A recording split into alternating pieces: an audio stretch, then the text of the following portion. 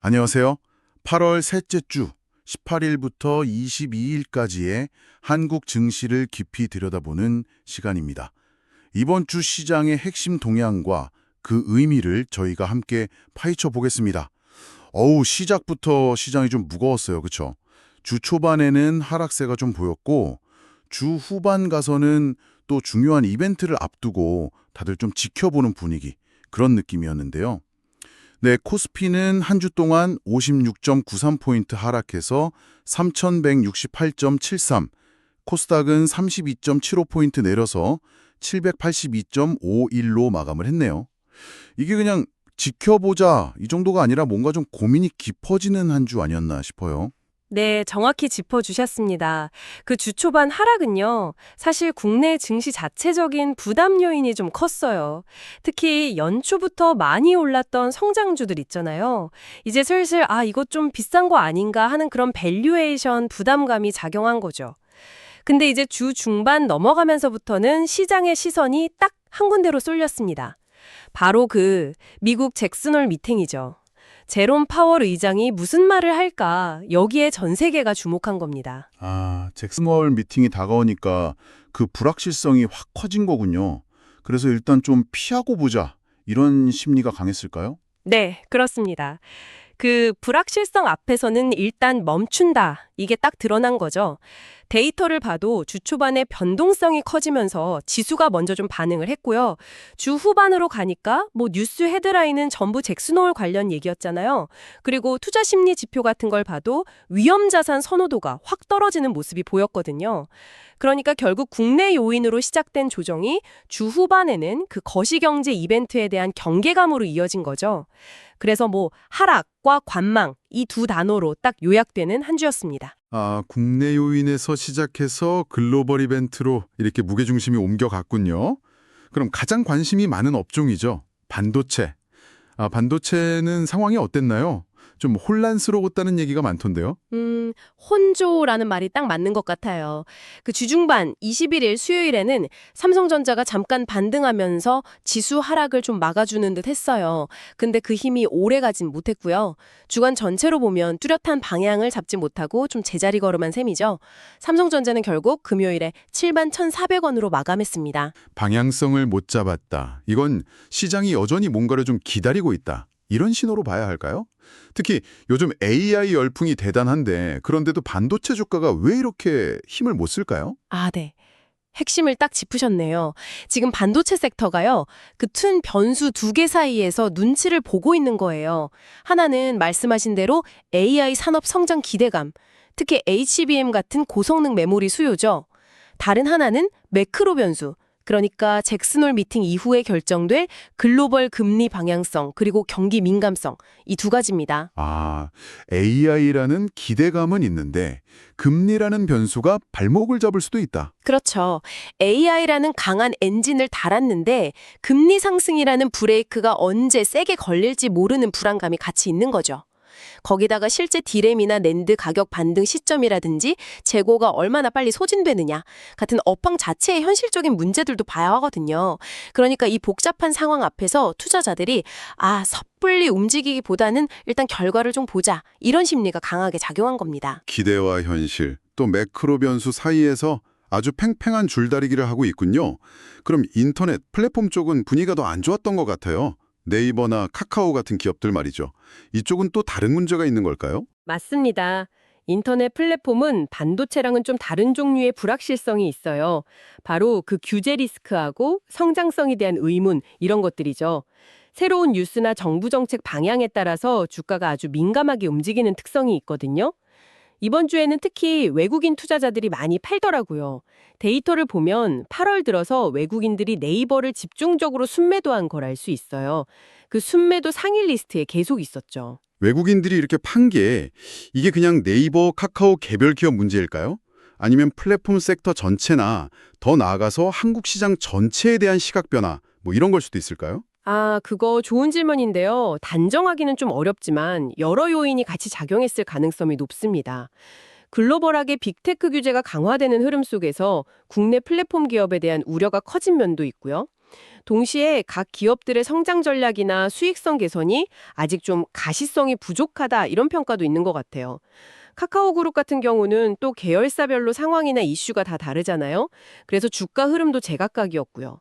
결국 투자자 입장에서는 정부 정책 방향이 좀 명확해지고 기업들 실적이 숫자로 딱 증명되기를 기다리는 심리가 강하다고 봐야겠죠.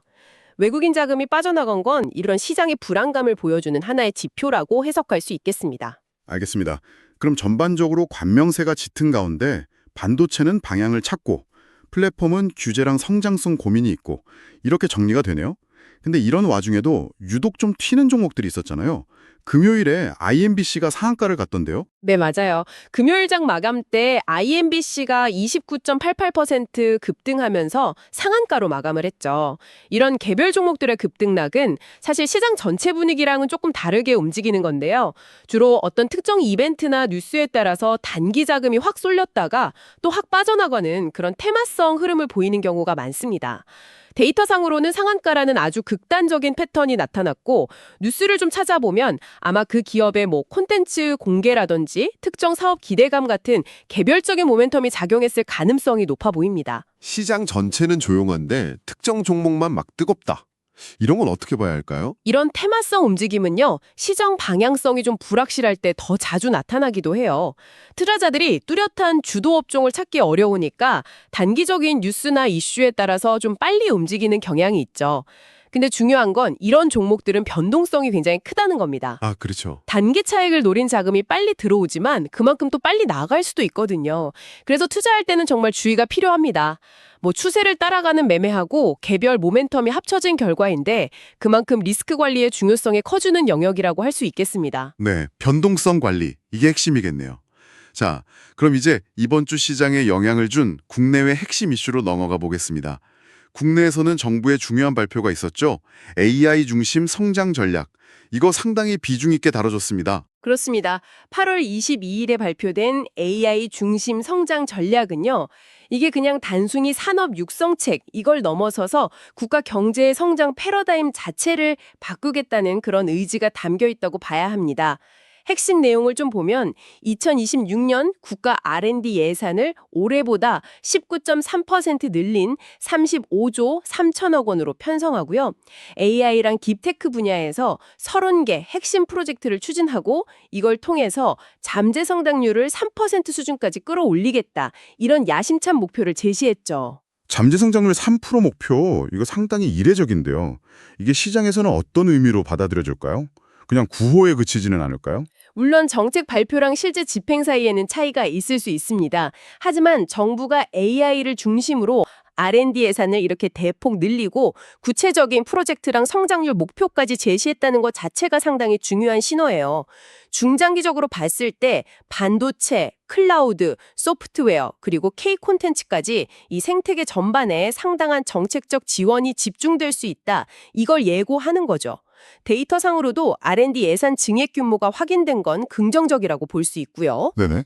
다만 말씀하신 것처럼 실제 재정이 얼마나 투입될지, 정책 실행 속도는 어떨지, 또 이게 민간 투자를 얼마나 효과적으로 끌어낼 수 있을지 이런 부분은 계속 점검해 나가야 하는 과제입니다.